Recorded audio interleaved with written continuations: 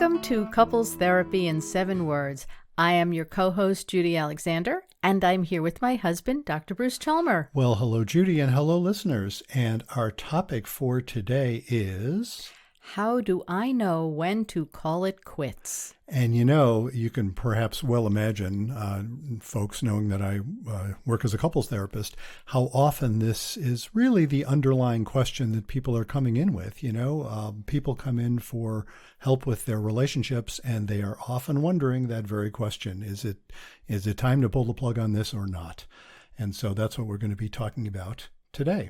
But before we do that, we'd just like to invite you to comment and rate us on wherever you get your podcasts and, interact with our, I guess, what's the buzzword? Engage with our social media posts. Mm-hmm. Do the kind of things that let people know about this podcast. Our listenership continues to grow, which we're really excited about, and we'd like to see it grow even more.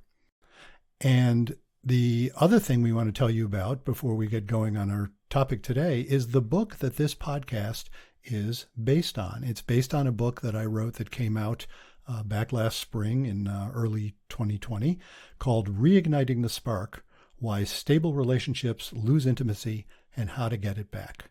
And so before we get into our podcast, we're going to do a little commercial for our book.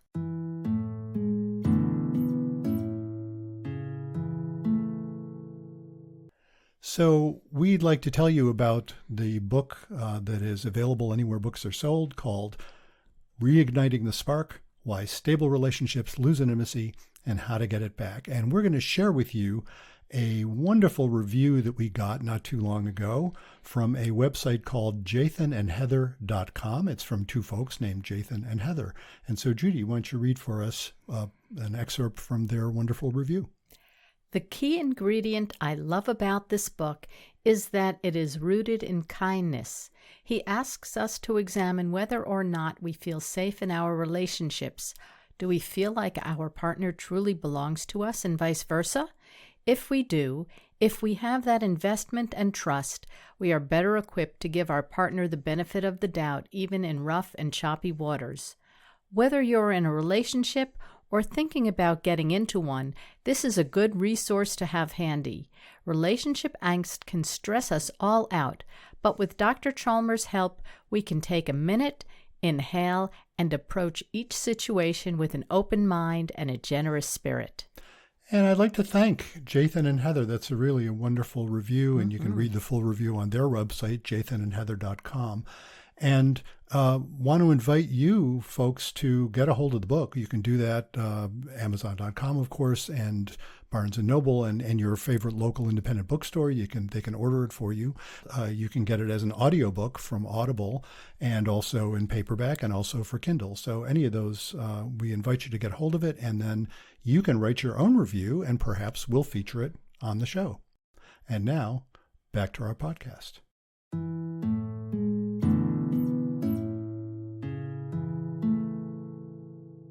So as we said, our topic today is how do I know when to call it quits?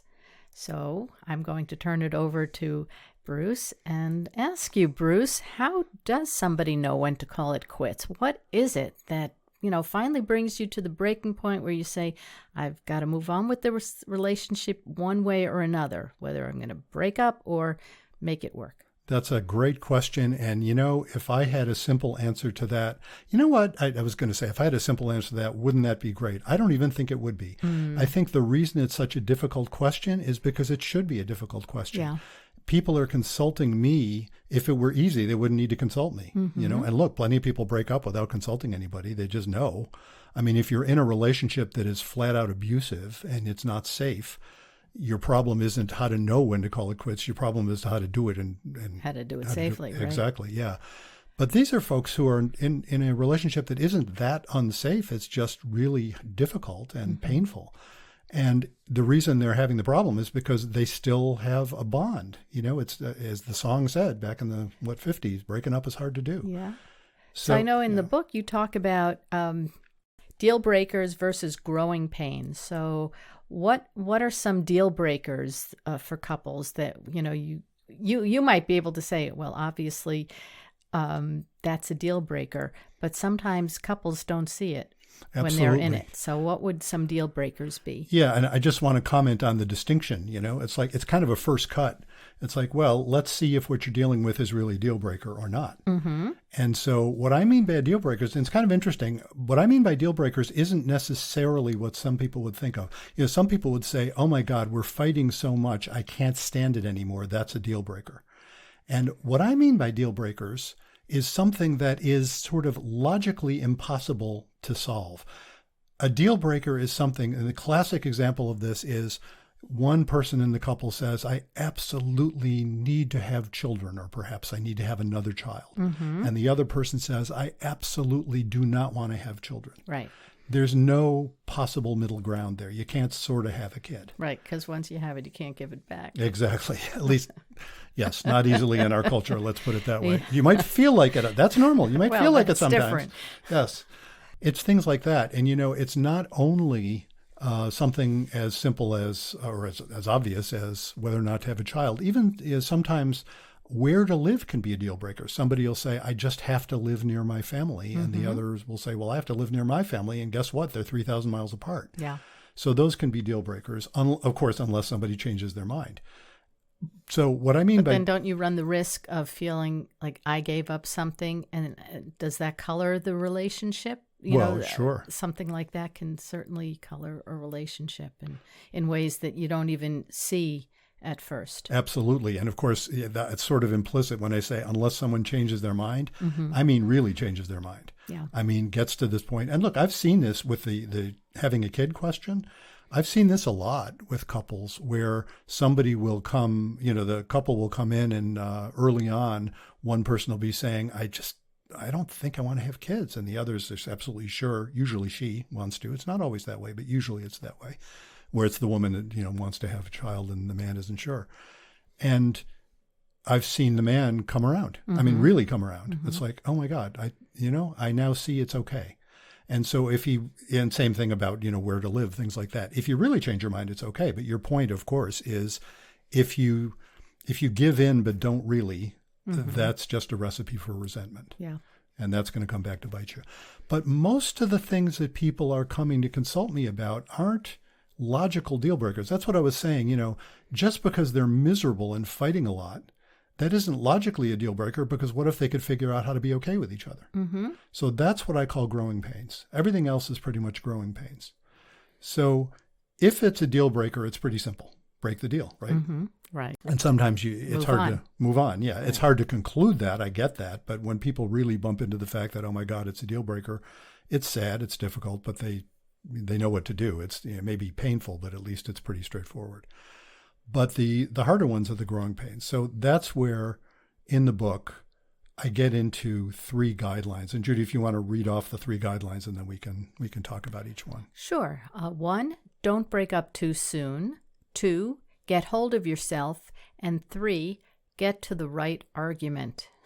Yeah. That's a tough one. That's a tough one. So let's talk about each one of those things in turn. So who the heck am I say to myself and to people I work with, to tell you what too soon is? Do you know what I mean? Right. So what do I mean by don't break up too soon? I certainly can't hang a number of weeks or months or years on that.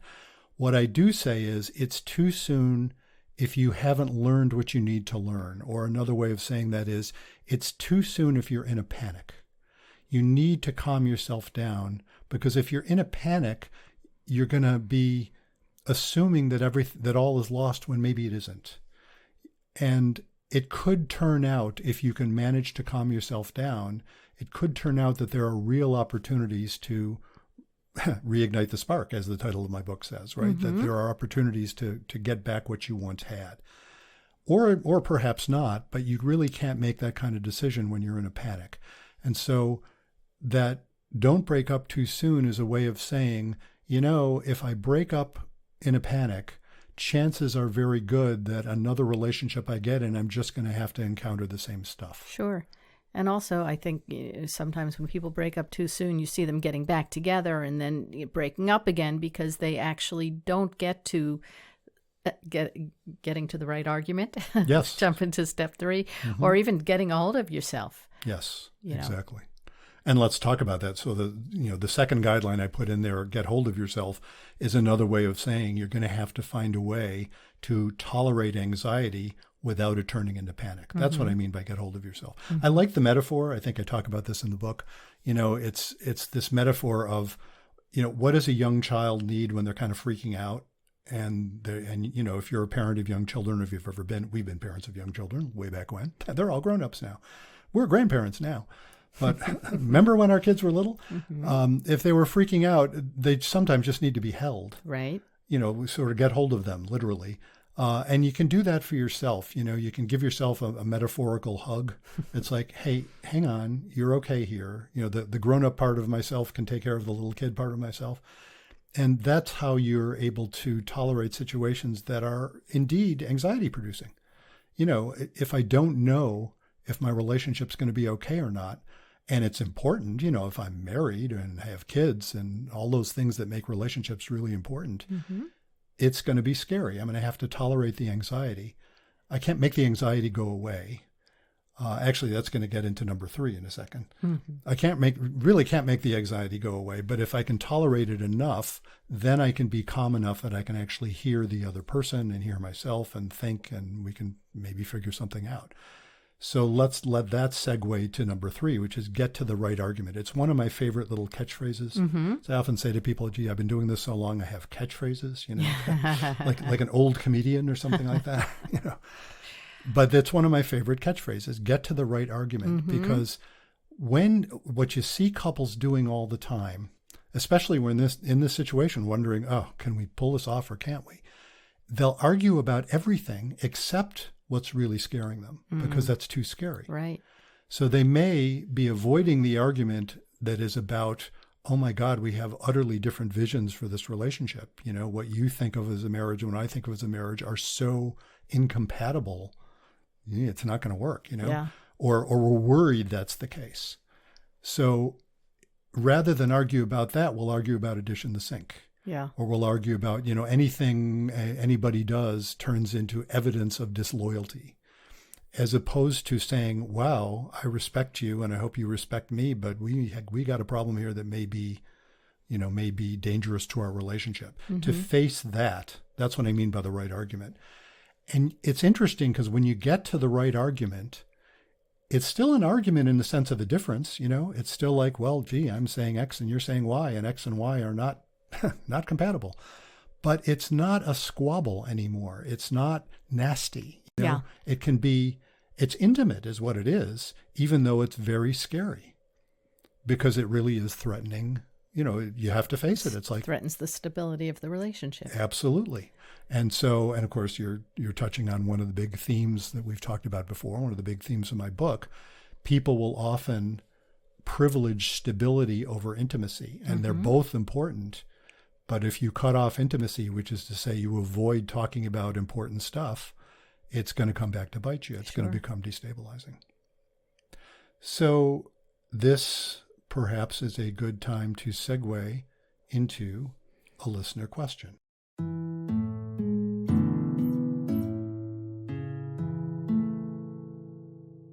So Mary in Maine writes, Dear Dr. Chalmer, I have been married to Joe for 15 years. Joe gave up a promising career in TV years ago to be an artist. I wanted to support Joe in his artistic endeavors and was willing to work and support our family. At the time, we had no children. We've since had 2 children, now ages 8 and 10. Joe is still struggling. We live in a rural area, and jobs are hard to come by. I earned an education degree, but I cannot find a permanent teaching job. I substitute by day and work in a restaurant at night and on weekends, so I'm pretty exhausted all the time. We have no sex life. I don't have the energy for it. Joe and I have not been communicating. I am exhausted all the time between my 2 jobs and taking care of the kids. I've asked Joe to get a part-time job to help with the bills. He's worked a little bit on and off in the past, but he's always been fired from his jobs or quit because he claims they don't know how to run a business. I am so fed up with his contentiousness, his inability to work or hold a job, and his constant criticisms of my child-rearing skills. I don't have any respect for him, nor do I have any desire for him anymore. We never fight around the kids so that they don't suspect there is anything wrong. I'm afraid to break up our family, plus having 2 households would be an additional financial strain. I don't have any family around who can help. They all live in different states. I have suggested we go for marriage counseling, but he won't hear of it. Please help. I'm at my wit's end. What can I do? Oh, boy. Does this sound familiar? And of course, well, I was going to say, Judy, and this, our listeners may not realize this, but, look at this question. And this is one of those circumstances where in therapy, those of us who are therapists, if you bump into something that it reminds you a lot of your own life, then you got to be kind of careful that you're not working out your own stuff on your clients. Do you know what I mean? And I looked at this question and I'm thinking, holy cow, this sounds an awful lot like something you've been through. It's not identical, but boy, there's some... It's very close. It's very close. Some similarities. So I guess the first thing I should do is ask you, because, for the benefit of our listeners, you did break up in your first marriage. We, years later, met each other and we've since been married. Right. So how did you know when to call it quits from your perspective? That's a good question. Like you said, I might be a little bit too close to this one to answer. I think it just got to the point where my ex didn't want to go for help. And that to me was kind of the end of it. And because we weren't moving forward, we weren't working on the relationship, we weren't moving forward. And it said to me, I have no desire to work on this. So if he didn't want to put in the time and the effort, then that was my time to call it quits. It is interesting you put it that way, because what you're touching on, I often say one of my favorite metaphors about stability and intimacy is that stability is the roots of a relationship. It sort of holds it in place. In terms of Mary's question, the stability factors are things like getting a job and earning a living and, being able to cooperate in terms of how you deal with the kids and stuff like that. Those are stability factors. But intimacy, by which I don't just mean sex, although it's interesting. She's saying, they have no sex life, and it's often related.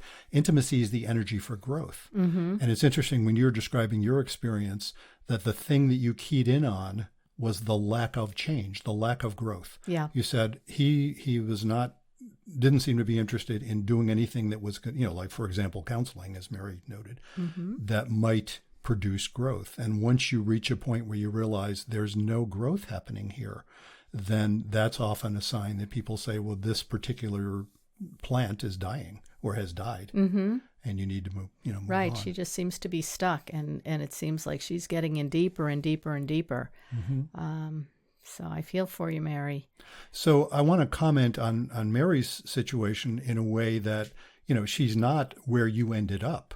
Do you know what I mean? She's still wondering, what can she do? She hasn't decided. She wouldn't have written a letter if she had decided already that she's splitting up. Right. So I see folks like this, not infrequently. And it's interesting what tends to happen. And, I don't want to say this is what she should do. And folks who work with me know that I rarely want to tell people what they should do, because I don't think I know. I have all kinds of ideas about what they might think about, and I'm happy to offer those. But they're going to have to figure out what they should do. But in terms of Mary's situation, what often happens is if she says to Joe, look, this is kind of it. Either we're going to do something that is about growth, and of course, from my perspective, marriage counseling, like she said. Either we're going to do marriage counseling or we're done. And if she really means that, I never suggest that anybody do that as a ploy. It's not like you're not doing it as a card to pull out. If you'd have to really mean it. But if she really means that often the Joe in the story often changes his mind about doing something. It often takes that much for somebody to realize, oh, you really mean it. And, that's what it often takes to overcome the anxiety somebody feels about looking at the predicament they're in. To the extent that Joe's approach is to just try and not see what's going on.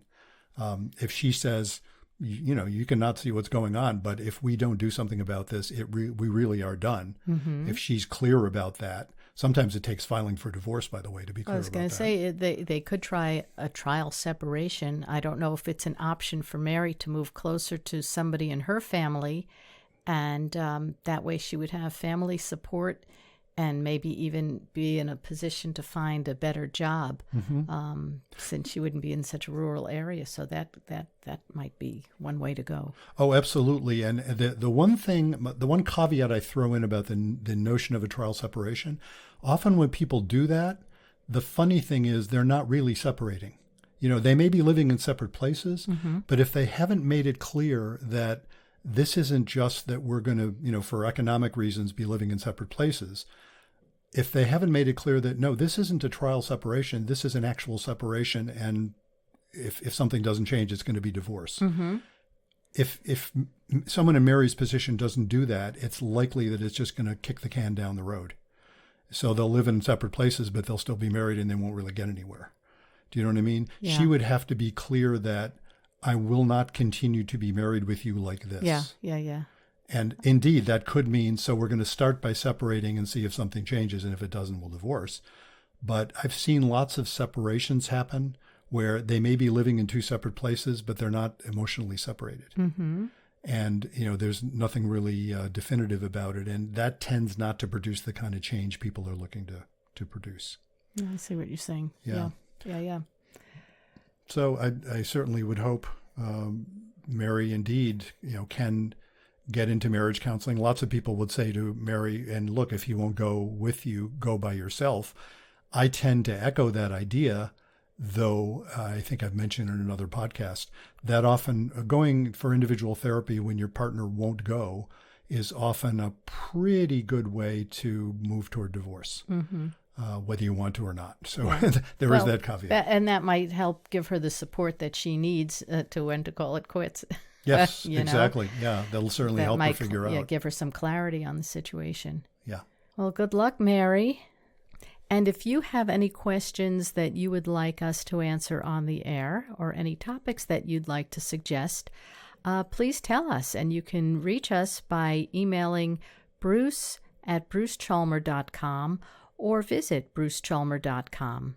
And when you visit brucechalmer.com, if you go to the podcast tab, that's first of all one way you can find all of our past episodes. And also you can suggest to us yourself or someone else that we might interview. And if you look back on our past episodes, we've had some really neat interviews with very interesting people. And we're always looking for more people that we'd like to interview on the show. So please go to brucechalmer.com and the podcast tab.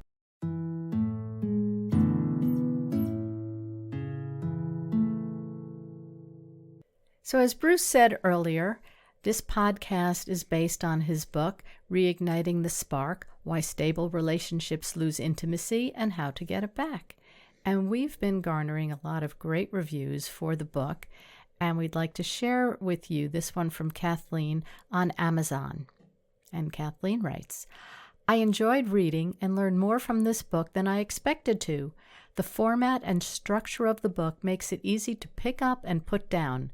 Some chapters evoke reflection and discussion, introducing aspects of a relationship that are rarely examined. Some spouses assume that if the other partner communicated better, the marriage will be better. Will this book solve all of your intimacy issues? Probably not. However, you will find comfort in the fact that many couples are just like you, and this book will provide discussion points to reclaim and improve on your relationship. This book will make a great book club pick. Many discussion points and relatable at any age and years of marriage. Definitely a recommended read.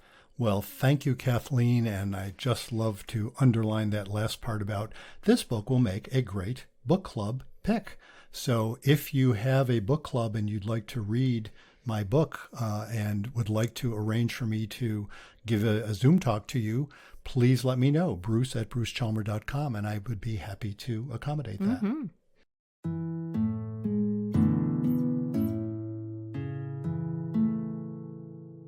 So, Judy, tell us about some upcoming topics we'll be having on the show. Okay, so we will be discussing surviving the pandemic as a couple, marriage versus living together. And if you have any topics you'd like to suggest for us, we'll be happy to discuss it on our program. And again, we'd like to invite you to comment and rate and do all the sorts of things that let people know about the podcast. And of course, just plain old tell your friends. Let people know, send them the link. You can get there via brucechalmer.com and on the podcast tab. And anywhere, pretty much anywhere you can find podcasts, we're listed these days. So until next time, remember, be kind, don't panic, and have faith.